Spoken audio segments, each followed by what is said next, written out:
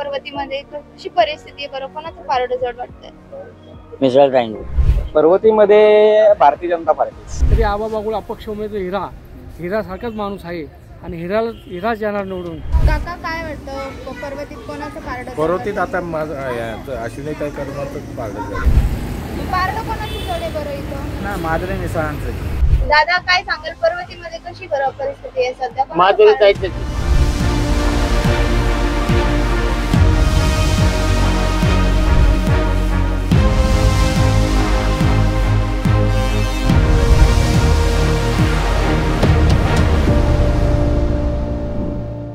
दादा मग इथं विधानसभा लागल्यात, काय बरं पर्वतीमध्ये कशी सिच्युएशन?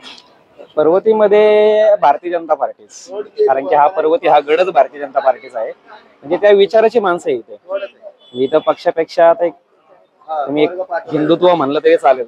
आता सगळा ट्रेंड तर म्हणता येणार नाही, पण ह्याची भविष्यामध्ये खूप गरज पडणार आहे. प्रत्येक जणाची विचारसरणी वेगळी असते. कोणी धर्माच्या आधारामध्ये किंवा आम्ही ग्राउंड लेवलला हे कामं करतो, आम्ही हे अनुभवतो या गोष्टी. कोणती कामं बोलले? कोणती कामं? कुठली गोरक्षण म्हणा, हे रोज आमच्याकडे केसेस येतात. लवजी आता तो किती जणांनी बघितलाय वगैरे नाही माहित नाही.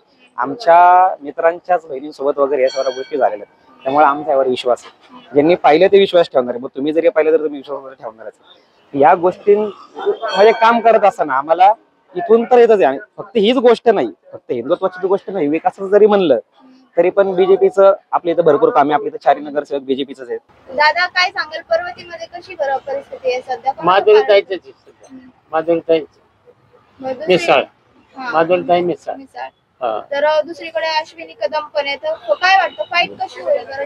फाईट नाही होऊ शकत, कारण का हे नेहमीच आहे. कितीतरी वर्ष येत येतात. 15 वर्ष होऊन गेला, ते 20 वर्ष येते. हेच आबा बागुल आपले काँग्रेसचे यांनी बंडखोरी करून इथून अर्ज दाखल केला. केलाय. कुणाला बसेल बरं? नाही, त्यांना कोणाला नाही बसणार. यांचं नेहमी हे फिक्स मतदान असतं लोकांच्या. मतदारसंघातनं अपक्ष उमेदवार आबा बागुल हे प्रचंड मताने विजय होतील. ते साधे नगरसेवक असून त्यांनी काशी यात्रा कमी कमी 70,000 लोकांना काशी यात्रा घडवलेली आहे. आता पुढच्या महिन्यामध्ये ते परत 10,000 लोक परत येतात. अयोध्या आणि राम मंदिर पाशी येतात. तरी आबा बागुल अपक्ष उमेदवार हिरा सारखाच माणूस आहे आणि हिराच येणार निवडून. आणि गेल्या वर्षी राष्ट्रवादी अश्विनीताई कदम यांचे काही काम नसताना तरी त्यांना तिकीट दिले, कारण की काँग्रेसला भाग देणार होते. ऐन टायमाला राष्ट्रवादीला भाग गेल्यामुळं आम्ही आबा बागुल यांना सपोर्ट केलेला आहे. पर्वतीमध्ये कशी परिस्थिती आहे बरं, कोणाचं पारडं जड वाटतंय? मिसळ राईन. का बरं? कारण आतापर्यंत कामं त्यांची आहेत तिथे बऱ्यापैकी. मग विरोधकांकडून अश्विनी कदम पण आहेत, तर लढत कशी होईल बरं? चुरशीची की एकतर्फी? चुरशीचीच होणार. आणि आबा बी आहेत. मग त्या आबा बागुल पण आहेत काँग्रेसचे. तर काय वाटतं फटका कसा बसेल बरं? कोणाला बसेल, कसा बसेल? आबाची गॅरंटी नाही, पण मिसळ ताईंची आहे. का त्यांची म्हणजे कशावरून एवढं बरं? कारण 2 वेळेस ते आले, पण त्यांनी आतापर्यंत कामं केली इथली बरीचशी. म्हणजे कोणती कामं? लाईटीचं काम केलं, सगळ्या वस्तीमध्ये लाईट फिरवली, गटरचं काम केलं, रोडची कामं केली. अशी लोकांच्या काही किरकोळ अडचणी असते त्यासाठी बी ते असते. काका काय सांगाल पर्वतीमध्ये सध्या कशी परिस्थिती बरं, कोणाचं पारडं जड वाटतं? बीजेपीचं पारडं जड वाटतं. का बरं? कारण त्यांची कामं चांगली आहेत. शिवाय आता त्यांच्या विरोधात आता जनता कशी जाते ते मी नाही सांगू शकत. पण मला वाटतं की ते त्यांचंच दिसेल, कारण त्यांचं वर्चस्व पण आहे आणि बीजेपीची मतं शक्यतो फुटतच नाही. बरोबर ना? कारण त्यांचं कार्य पण आहे चांगलं आणि बीजेपीची केंद्रापासून शेवटपर्यंत सत्ता आहे. त्यामुळे मला असं वाटतं की ते काका काय वाटतं पर्वतीत कोणाचं पारडं? पर्वतीत आता अश्विनीताई कर्मचं पारडं झालं. का बरं? कारण शिकलेलं आहे, सवरलेलं आहे, ते वार्डात फिरतात सुद्धा. त्यांच्याकडे जा कधी काम नाही म्हणत नाही.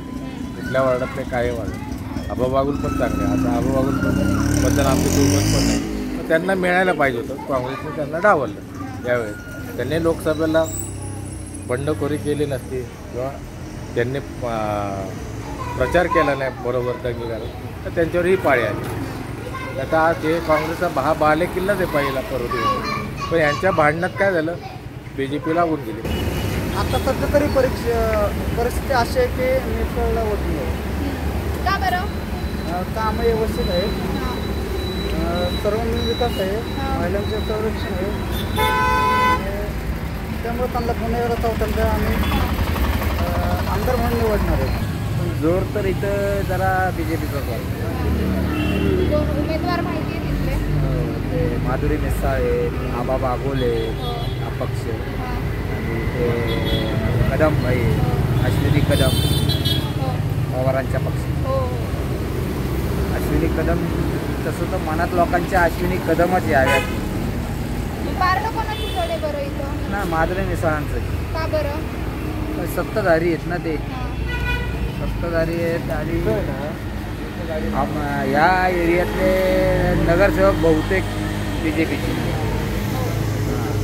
त्यामुळे ते निवडून येण्याची शक्यता आहे. काका काय परिस्थिती आहे बरं पर्वतीमध्ये?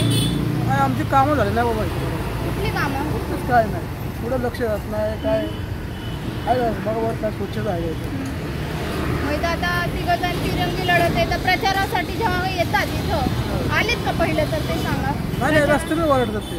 मग तुम्ही तुमच्या समस्या कोणापुढे मांडल्या का बरं? कोणासमोर मांडायचं? हां. मांडणार कोणासमोर? नगरसेवक असतील किंवा त्यांच्या थ्रू आमदार कामच वगैरे. आहे मॅडम, कोणी कामच आहे. निवडणूक आल्या हातावर पडतात, त्याला निवडून गेलं कोणी आमच्यावर लक्ष घालत नाही. हे सगळं मग इथं सध्या पारडो कोणाचं जड वाटतंय बरं? पार्ट आहे तिरंगी लढत आहे. हो. आता पुन्हा मिसळबाई येईल माझं हां. अश्विनी कदम किंवा मिसळ हां. म्हणजे कोणतरी.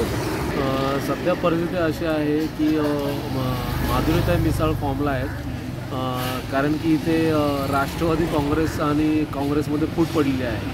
आणि आबा बागुल इथे अपक्ष उमेदवार म्हणून उभे राहिलेले आहेत.